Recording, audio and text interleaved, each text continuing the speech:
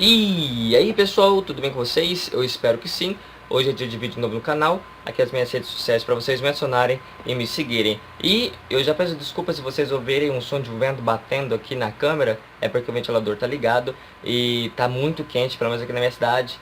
E se eu não gravasse esse vídeo sem o ventilador, eu morreria. Então eu espero que vocês compreendam, né? Hoje eu vou falar sobre saia do natural e entre no sobrenatural. Hoje eu estou fazendo esse vídeo no dia 3 e vocês vão ver no dia 4. Nós estamos no começo do ano e muitas pessoas precisam sair do natural e entrar no sobrenatural. Essas pessoas que ainda não tiveram uma mudança. E eu vou estar falando este vídeo baseado em João capítulo 6, do versículo 1 ao 11. Isso porque meu pai pregou numa outra congregação que ele foi convidado para pregar. E eu tive a honra de de acompanhá-lo. E não porque é meu pai, mas eu digo isso pra ele: pai, pregação abençoada. E meu pai sim tem uma pregação abençoada, não porque ele é meu pai, né? Eu gosto muito de ouvi-lo pregar. E eu pensei, eu não posso deixar de falar para aqueles que me assistem sobre sobre esse ponto de vista que Deus deu ao meu pai no capítulo 6 de João. E eu preciso repassar, e sei que pelo menos para as pessoas que vão me assistir, eu sei que para algumas o vídeo vai fazer efeito assim como fez efeito na minha vida, né? E meu pai pregou antes do Natal. Eu peço já desculpas por demorar tanto assim, né? E João 6, capítulo do 1 ao 11, de acordo com minha tradução, diz: depois disso partiu Jesus para o outro lado do mar da Galileia, isso é, que é o de Tiberíades, e grande multidão o seguia, porque viu os sinais que operava sobre os enfermos. E Jesus subiu ao monte e assentou-se ali com os seus discípulos. E a Páscoa, a festa dos judeus, estava próxima. Então Jesus, levantando os olhos e vendo que uma grande multidão vinha ter com ele, disse a Felipe: onde compraremos pão? E aqui que começa o grande milagre, né? A partir daqui, Jesus disse a Felipe: onde compraremos pão?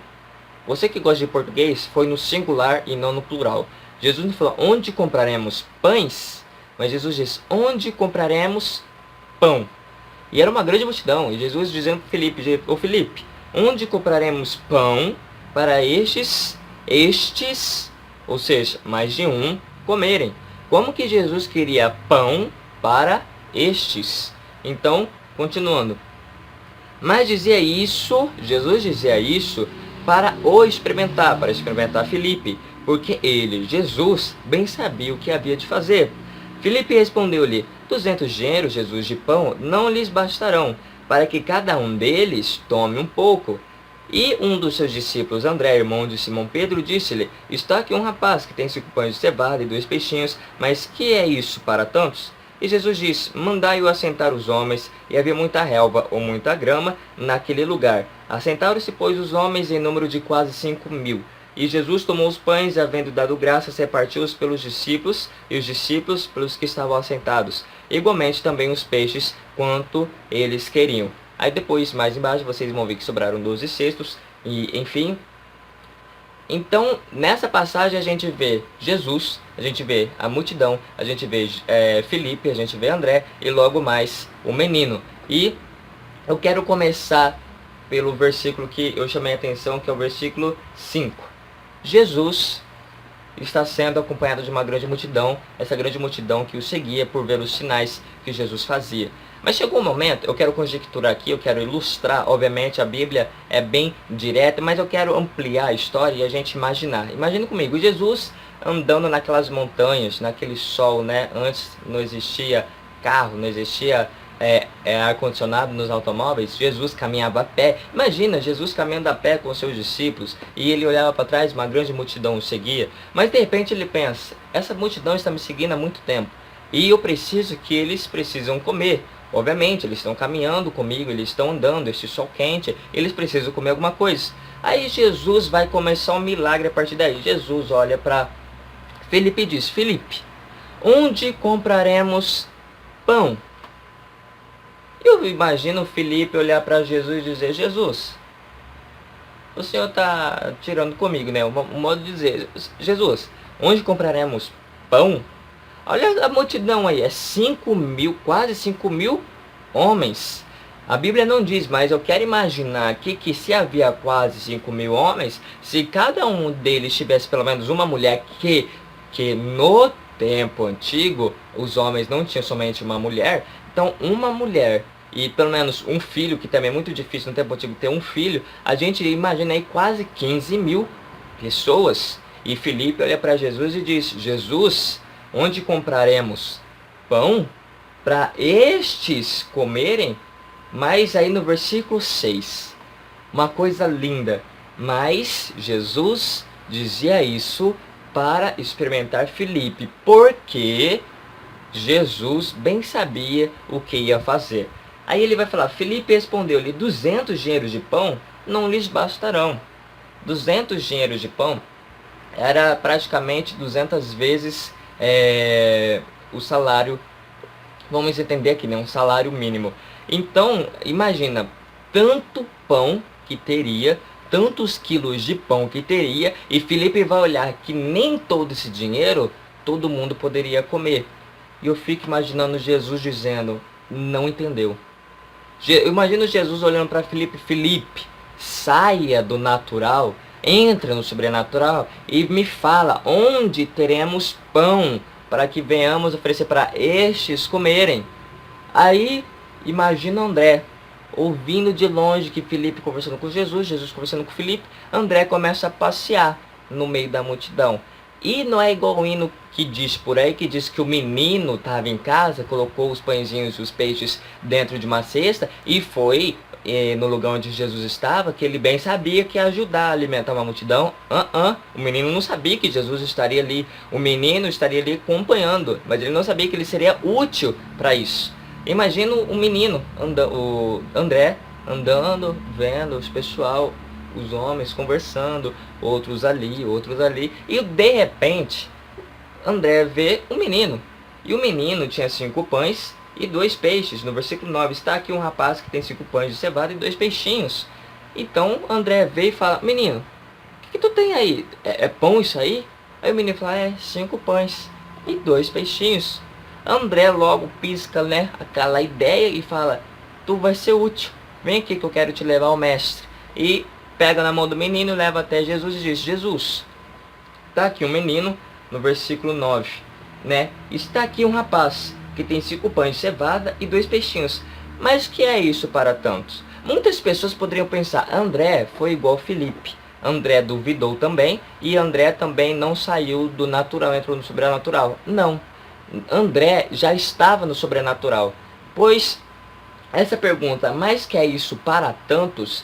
Ele fez essa pergunta de tanto ouvir Jesus dizendo: onde tem pão? E Filipe dizendo: nem 200. Ele criou aquela coisa, mas ele sabia que ele levando o menino a Jesus com 5 pães, Jesus poderia fazer alguma coisa. Por isso que André vai levar o menino para Jesus, pois se ele duvidasse, ele olharia para o menino e dizeria, e pensaria, né: 5 pães?